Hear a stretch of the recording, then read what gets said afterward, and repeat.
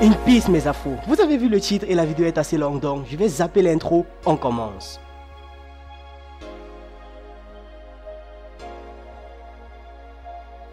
Situé dans le désert du Kalahari, Sodilo est un important site archéologique du Botswana.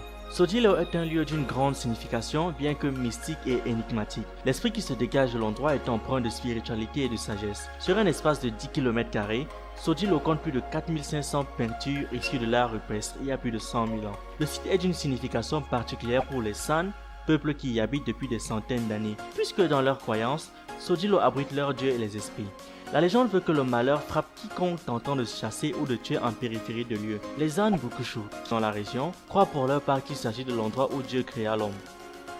Figure emblématique d'une sombre époque, l'île James fut un lieu important de l'esclavage et ce, de la période précoloniale à l'indépendance. Elle fut en effet de par sa position géographique en Gambie, aux abords du fleuve qui porte le même nom, une voie d'accès essentielle aux Européens pour gagner les terres africaines.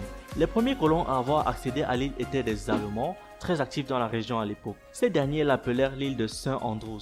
Ils y construisirent en 1651 un fort qu'ils utilisèrent comme base. Puis, c'est au tour des Hollandais de prendre possession de l'île de 1659 à 1661 et enfin aux Britanniques. L'île et le fort sont alors rebaptisés île et fort James en l'honneur de James, duc de York. D'abord lieu de commerce d'ivoire et d'or, l'île devint un important centre de commerce des esclaves. Puis, en 1695, l'île est conquise par les Français, mais les Anglais mirent tout en œuvre pour la récupérer.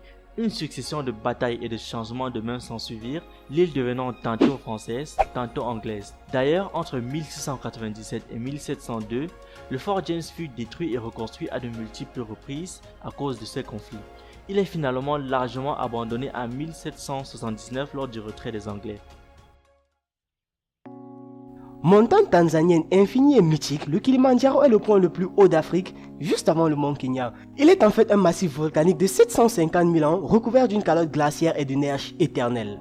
Le mont se compose de 3 sommets, le Mawenzi à l'est, le Kibo au centre et le Shira à l'ouest, et sa hauteur totale est de 5895 mètres. De nombreux scientifiques blancs étaient fascinés par la neige éternelle, jugeant impossible la présence de neige sous l'équateur, ou c'est même quoi leur problème dans nos choses.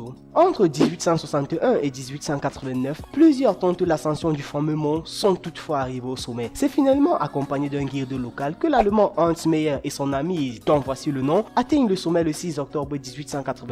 Bien longtemps, le volcan a été déclaré inactif. C'est en 1942 qu'il a été confirmé comme étant actif. Mais le tourisme ascensionniste débuta dans les années 30 et aujourd'hui, on ne compte pas moins de 20 000 trekkers escaladant les pentes du mont annuellement.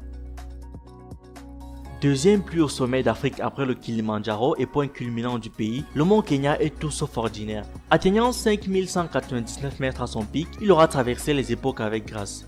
Né il y a 3 millions d'années, c'est un volcan rouge éteint qui fut couvert par une calotte glaciaire pendant des milliers d'années. Aujourd'hui, 12 glaciers subsistent encore mais sont en régression très rapide. Le mont compte de plus plusieurs contextes naturels fort différents les uns des autres. Monts, forêts, glaciers et monticules de glace. De nos jours, le mont est organisé et parsemé de sites permettant son exploration. Il est aussi la source d'eau principale de la région, alimentant en eau une population de 7 millions de personnes.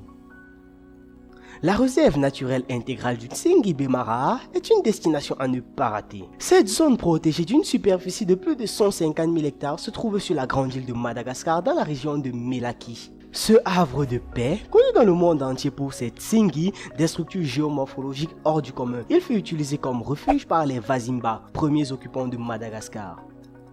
Du haut des montagnes du Dragon à l'est du pays, le plus communément appelé Drakensberg, le spectacle des pics rocheux et des escarpements est imprenable. Le versant verdoyant cohabite avec les crêtes enneigées, surtout en hiver, sur plus de 1000 km de longueur. De gigantesques falaises comme celles de l'amphithéâtre dégagent des panoramas parmi les plus beaux du monde.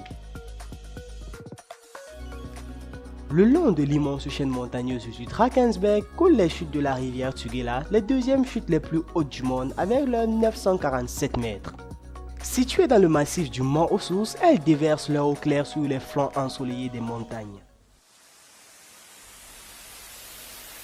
À l'extrême sud, le point le plus méridional du continent, se situe le Cap des Aiguilles, célèbre pour son phare et sa représentation des points de rupture entre l'océan Indien et l'océan Atlantique. Du sommet de son phare, classé comme monument national, on peut profiter d'une superbe vue sur la pointe de l'Afrique et sur les flots océaniques.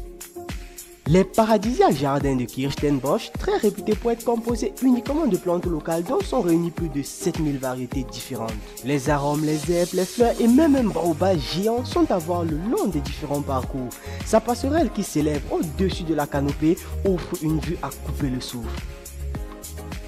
Près d'Oudchon, les cavernes de Congo comptent parmi les plus belles grottes de tout le pays. Accessibles aux visites, leur histoire préhistorique et leur peinture rupestre du néolithique les ont rendus célèbres auprès des visiteurs.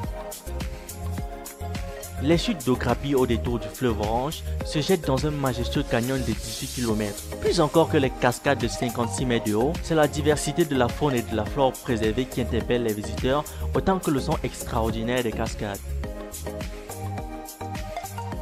Pour des sensations vertigineuses, la visite du Blade River Canyon impressionne avec ses 700 mètres de profondeur. Troisième plus grand canyon du monde, de nombreuses cascades sont également à voir au détour des parcours et des falaises abruptes. Le cratère du Ngorongoro fait partie de l'aire de conservation du Ngorongoro situé au sud-est du très célèbre parc national du Serengeti. Il est en plein rift africain. Le cratère est entouré de hauts sommets et de plusieurs lacs dont le célèbre lac Natron. La zone du cratère présente la particularité de s'être formée suite à l'effondrement d'un ancien volcan il y a plus de 2 millions d'années.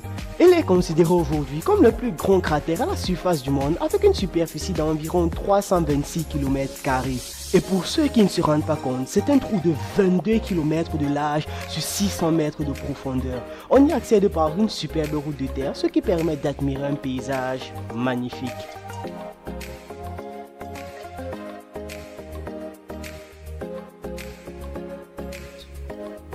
Laisse-nous en commentaire lequel de ces endroits tu aimerais visiter ou quel autre endroit en Afrique. Nous avons tellement de destinations possibles sur le continent, tout aussi fantastiques les unes que les autres.